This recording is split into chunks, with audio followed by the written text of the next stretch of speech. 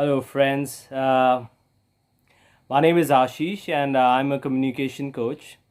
I'm training students not only for IELTS but for other exams as well, like OET, TOEFL as well. I'm a certified coach.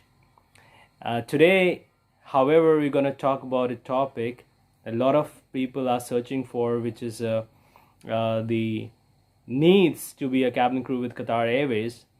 And I'm going to share a few of my tips and the qualities that I think that they're looking for.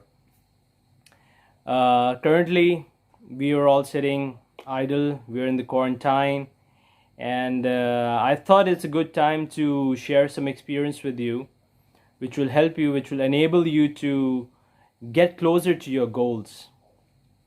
So, okay, first of all, let's just picture this. You are hiring, you started your own company, right? And you're looking for some staff who will be representing you. Now, what are the, and then moreover, if you're into airline business, what are the qualities that you think will be putting your company image in a good way, which will represent you in a company which is international and which is accepting customers from all over the world, right? What is the first thing that they're looking for? Communication. That's correct. They're looking for people who can communicate well, because of course, in order to maintain a good image of the company, the products which are being sold by the company or the service, they have to be communicated in a way which is understandable to people all across the world. So good communication skills not only matter here in the airlines, but they matter in your personal and your professional life as well. So one of the main factors is good communication skills. Second, team player. Now, why does a person need to be a team player? More so when you're working with an airline which is of which has such a vast workforce, which has individuals from all across the world working. So now what happens is, in these situations, there are certain because you're working, you're representing the airline. Therefore, you should not show that there is any weak link in your team. Not only cabin crew, but even ground staff or other departments like cargo or security, they all need to work as a team. So in the same way, cabin crew, of course, because it is usually a big team. I worked on the 380 aircraft, which included almost 25 cabin crew in one single flight. Now imagine working without proper teamwork. It's going to be a disaster for sure, right? So they need people who can communicate well with each other and who are good team players, who look basically for the goal achievement for the team itself. Next, coming to customer focus. Now, as we understand that whatever the airline is doing, that is basically to make sure that the customers are not only satisfied, but when they leave the aircraft, they're extremely happy and they're return customers, right? So the customer focus is extremely crucial, because if the customers do not feel important, or they feel that they are being ignored, they will of course not turn up again. Customers focus is a skill which is not only in airlines but all customer service, all hospitality sectors, hotels, restaurants, or even movie cinemas or amusement parks as well. Then coming to the fourth point, I think it's attention to the details. Qatar Airways and most of the international airlines, they are very passionate about the details, because according to me, what I think is that the beauty is in the detail. The more you're focused on the details of the product that you're offering, the service, or the way the wine is being served, or the way you are representing yourself, your body language, the way you're communicating with the customers, and how specific you are about the cleanliness or hygiene, or for that matter the placement of the tray, the placement of the drink along with the tray. Those are the things that they're really focused on. Apart from that, we can also coming to the next point, which is patience. In order to work with an airline, another virtue which will be extremely helpful, is not only helpful. In fact, I think that is the basis of any customer service industry. An individual needs to be very patient in situations where it's demanded, where there will be challenging situations where you will be interacting with colleagues from different cultures. They might not be able to understand you, or they might not be able to get the context of what you're trying to say. So you need to be patient, not only with your customers but with your colleagues as well. And then next coming to is consistency in performance. Okay, there are good days and there are bad days, but then the point is that they need to see that if you're performing well, if you are okay, there are assessments which are done on board and which are done in classrooms as well.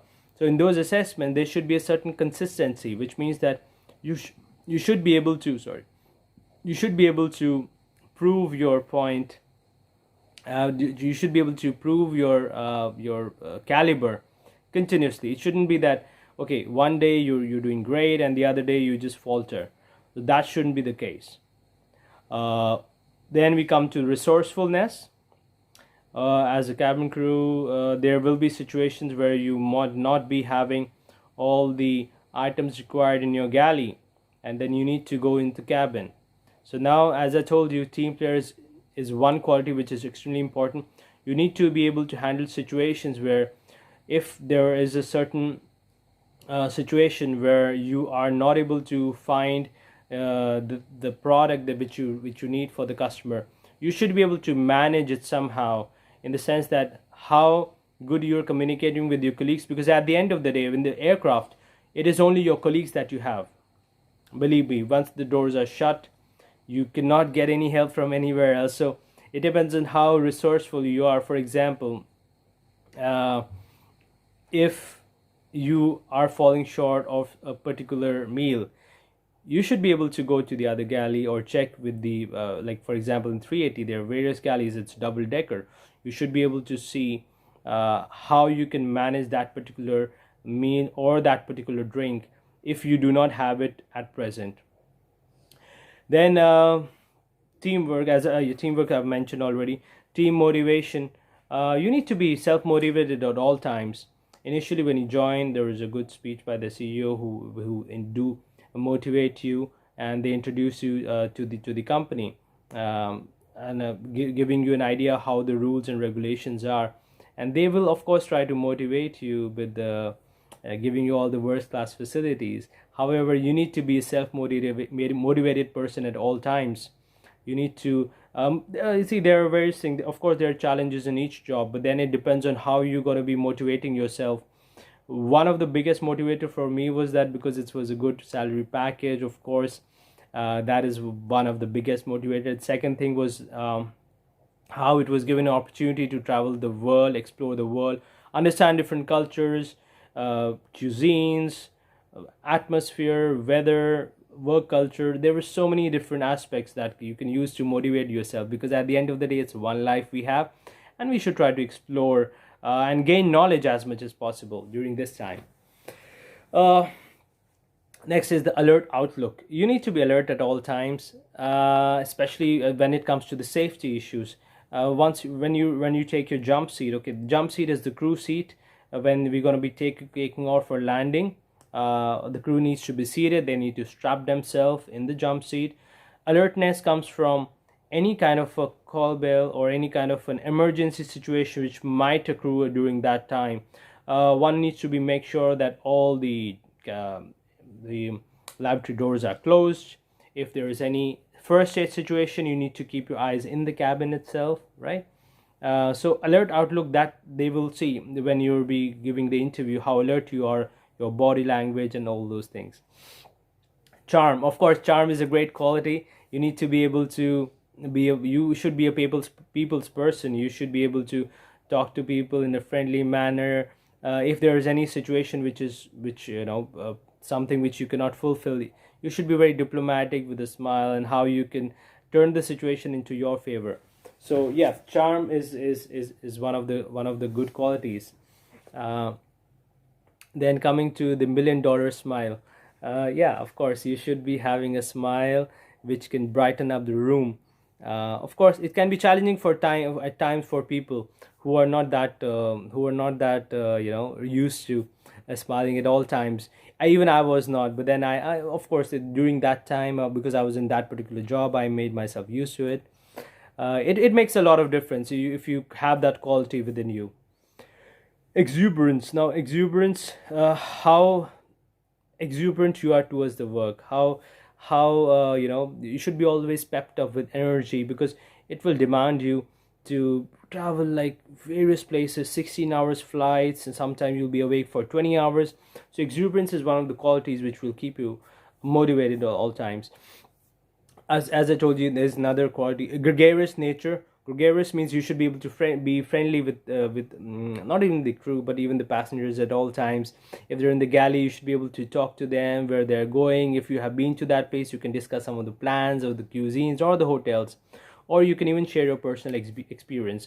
Never basically, I think you're getting an idea of what exactly they're looking for when they choose a cabin crew to represent them internationally. Then of course, warmth is not only required in our professional life but our personal life as well.